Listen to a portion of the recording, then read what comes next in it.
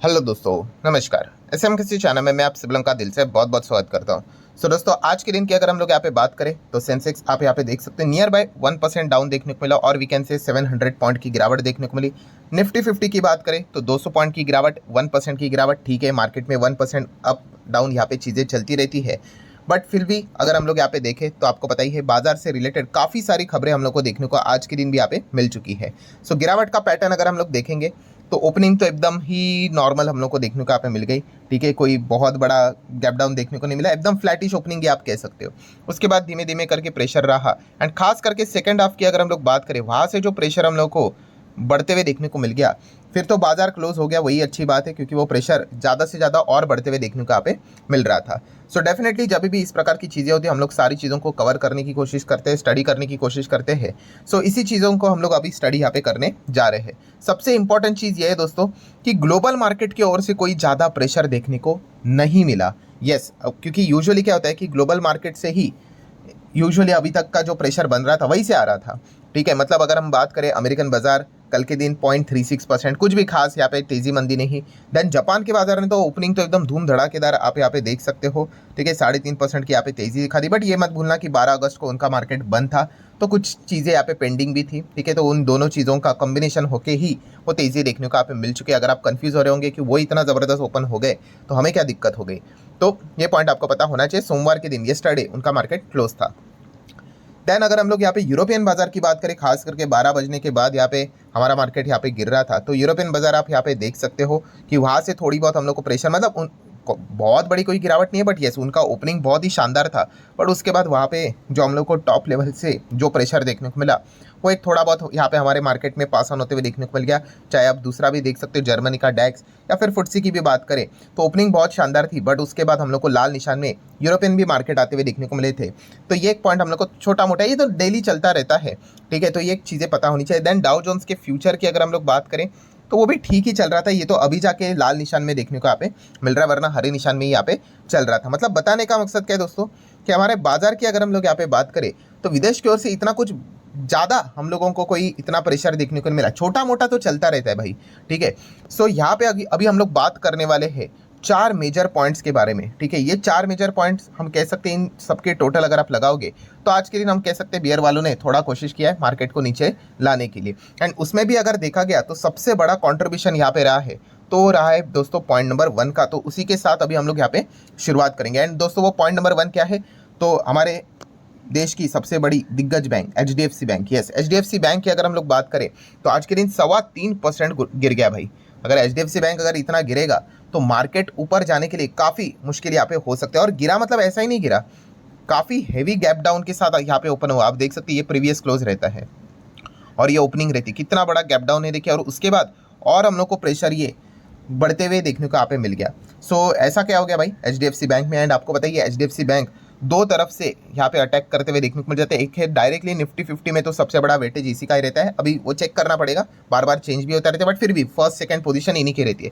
And second जो इनका indirect impact रहता है through bank Nifty and financial services, वो निफ्टी 50 को तो और भी आहत यहाँ पे करवा देते हैं। इसके ऊपर मैंने इतने वीडियोस बना दिए कि अभी तक आप लोगों को पता चल ही गया होगा।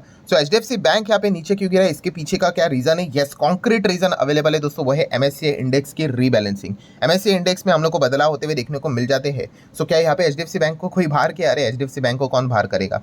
ठीक है, तो HDFC बैंक अभी भी हम लोग को चीज़ें MSCI इंडेक्स में देखने को मिलेगी, बट उनमें जो बदलाव यहाँ पे हो रहे हैं उससे रिलेटेड एक अपडेट यहाँ पे सामने आ गया, जो कि आप देख सकते हो। MSCI अनाउंसेस वेटेज इंक्रीज ही होने वाले, बट 2 ट्रांचेस में हम लोग को वेटेज यहाँ पे इंक्रीज होते हुए देखने को यहाँ पे मिलने वाले। तो इससे प्रॉब्लम ये होने वाला है दोस्तों कि यहाँ पे जो पैसिव फंड का जो इन्फ्लो हम लोग को देखने को यहाँ पे मिलने वाला था वो तो आने ही वाला है, बट वो लेसर देन एक्सपेक्टेड अभी हम लोग को देखने को यहाँ पे मिल जाएगा। मतलब थोड़ा टाइम लगेगा, ये आप यहाँ पे कह सकते हो। पहले लगा था कि एक झटके में हो जाएगा, बट नहीं, अभी यहाँ पे रुकना पड़ेगा। बट लगते हुए देखने को मिल गया 2 ट्रांचेस में आएंगे, बट 2 ट्रांचेस में आते हुए देखने को मिलेंगे, तो माइट भी थोड़ा बहुत अभी हम लोग को वो इन्फ्लो कम होते हुए देखने को मिल सकता है। ये एक अनुमान यहाँ पे लगते हुए देखने को यहाँ पे मिला है। तो ये बाजार की एक नॉर्मल चीज़ रहती है, इस प्रकार से बाजार वर्क करते रहता है। तो एक कारण हम लोग को देखने को मिल गया जिस चीज़ के चलते HDFC बैंक यहाँ पे हम लोग को 3.25% गिरते हुए देखने को मिला। एंड HDFC बैंक गिरेगा तो वो बैंक निफ्टी के भी पैर नीचे खींचेगा, क्योंकि बैंक निफ्टी में तो आपको पता है ICICI bank and HDFC bank का ही कंट्रीब्यूशन हम लोग को ज़्यादा 50% के आसपास देखने को मिल जाता है। सो 1.5% बैंक निफ्टी हम लोग को नीचे देखने को यहाँ पे मिल गया एंड फाइनेंशियल सर्विसेज 2% तक नीचे आते हुए देखने को मिल गया। तो यही सबसे बड़ा मेजर कारण बन गया कि यहाँ पे निफ्टी 50 में आज के दिन हम लोग को बियर वाले इसी फाइनेंस फैक्टर को पकड़कर मार्केट को नीचे खींचने की कोशिश यहाँ पे कर रहे थे।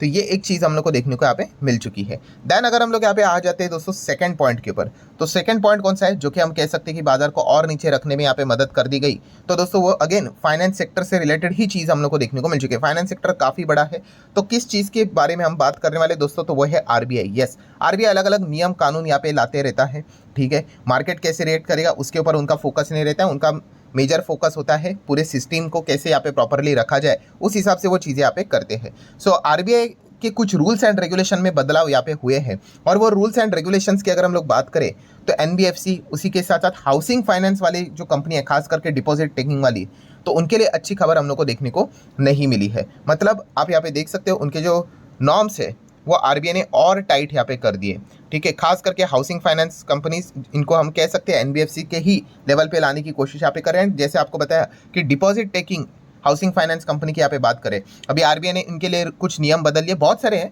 बट उसमें से आप देख सकते हो अभी इनको भी 15% लिक्विडिटी मेंटेन करनी पड़ेगी भाई, पहले 13% के आसपास था।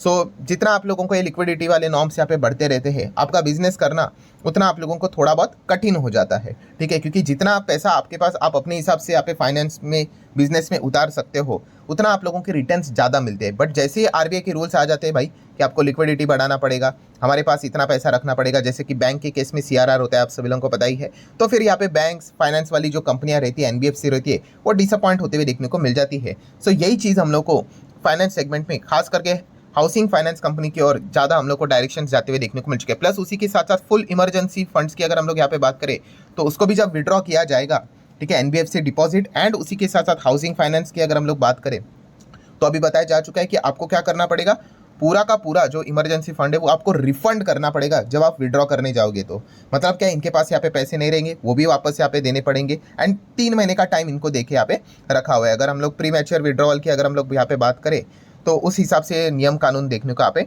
मिल रहे हैं। मतलब बेसिकली क्या है कि ये यहाँ पे आप कह सकते हैं RBI ने जो यहाँ पे नए रेगुलेशंस यहाँ पे रिवाइज किए हैं for NBFC and housing finance company, जो कि 1 जनवरी 2025 से एप्लीकेबल यहाँ पे हो जाएंगे, ठीक है। इसी चीज़ के चलते फाइनेंस सेक्टर में थोड़ा सा हम लोग को आज के दिन नाराजगी देखने को यहाँ पे मिल गई, ठीक है। तो ये भी एक इंपॉर्टेंट पॉइंट है जो कि आप लोगों को पता है यहाँ पे होना चाहिए। हमेशा याद रखना, RBI ने कभी भी रूल्स रेगुलेशन टाइट कर दिए, ठीक है, तो ये हमारे लिए अच्छी बात होती है एज अ कस्टमर, ठीक है, कस्टमर, कंज्यूमर, पब्लिक के लिए, ठीक है, बट कंपनीज के लिए वो अच्छी खबर यहाँ पे नहीं रहती है। तो निफ्टी फाइनेंशियल सर्विसेज इसी चीज़ के चलते डायरेक्टली इनडायरेक्टली इन पॉइंट्स को लेकर भी थोड़ा बहुत अपसेट होते हुए देखने को यहाँ पे मिल जाता है। नो डाउट सबसे बड़ा कंट्रीब्यूशन तो बैंक निफ्टी के थ्रू ही आया है, HDFC बैंक के चलते, बट ये वाला पॉइंट भी आपको पता होना चाहिए। देन दोस्तों आगे बढ़ लेते हैं पॉइंट नंबर 3 की, और पॉइंट नंबर 3 है दोस्तों यहाँ पे मिडल ईस्ट के बारे में। यस, मिडल ईस्ट की अगर हम लोग यहाँ पे बात करेंगे, सो टेंशन काफ़ी ज़्यादा हम लोग को बढ़ते हुए देखने को यहाँ पे मिल रहा है। वैसे तो यहाँ पे टेंशन तो हमेशा ही रहता है, कभी आप चैन से शांति से तो यहाँ पे रह नहीं सकते, बट जैसे जैसे अपडेट्स यहाँ पे सामने आते रहते हैं, आपको पता है जो क्रूड 75-76 तक चला गया था, वो क्रूड अगर आप अभी अब चेक करने जाओगे वो 81-82 तक हम लोग को सर्ज होते हुए देखने को मिल गया है, ठीक है। तो डेफिनेटली वहाँ पे जो टेंशन है वो नेक्स्ट लेवल का हम लोग को बढ़ते हुए देखने को मिल रहा है। तो ये भी एक छोटा सा पॉइंट है, आपको बताइए हम क्रूड से रिलेटेड कितने निर्भर अभी भी देखने को यहाँ पे मिल रहे करके।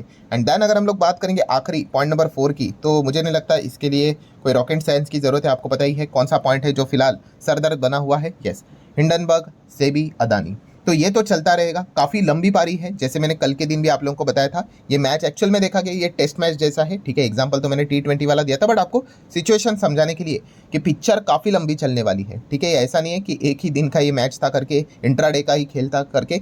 सो ये भी एक इंपॉर्टेंट पॉइंट देखने को यहाँ पे मिल रहा है। आज के दिन भी अदानी के शेयर्स की अगर हम लोग बात करें, तो कुछ शेयर्स यहाँ पे हरे निशान में, मतलब ये नीला मतलब हरा निशानी आप कह सकते हो, बट एकदम पॉइंट में ही परफॉर्मेंस देखने को यहाँ पे मिल रहा है, ठीक है। बाकी अगर देखा गया वापस इनकी फ्लैगशिप कंपनी आज के दिन 2-2.25% यहाँ पे नीचे थी, पोर्ट भी नीचे, पावर भी नीचे, ठीक है, कोई बहुत बड़ी गिरावट नहीं है, बट फिर भी हम यहाँ पे कह सकते हैं कि एक लाल निशान तो जरूर रिफ्लेक्ट होते हुए देखने को यहाँ पे मिल रहा है। और जैसे कि आपको पता है बहुत ही गंदे लेवल की पॉलिटिक्स भी यहाँ पे हम लोग को स्टार्ट होते हुए देखने को मिल चुकी है, जो कि होगी टॉपिक ऐसा है, ठीक है। तो इस चीज़ के चलते अगर हम लोग बात करें आने वाले समय में ये लड़ाई काफ़ी लंबी हम लोग को देखने को यहाँ पे मिलने वाली है। इसको अभी फुल स्टॉप लगना काफ़ी मतलब मुश्किल यहाँ पे हो सकता है। फुल स्टॉप मतलब क्या, अभी शायद से कोई ना कोई, मुझे ऐसा लगता है आने वाले समय में कोर्ट में ज़रूर जाएगा।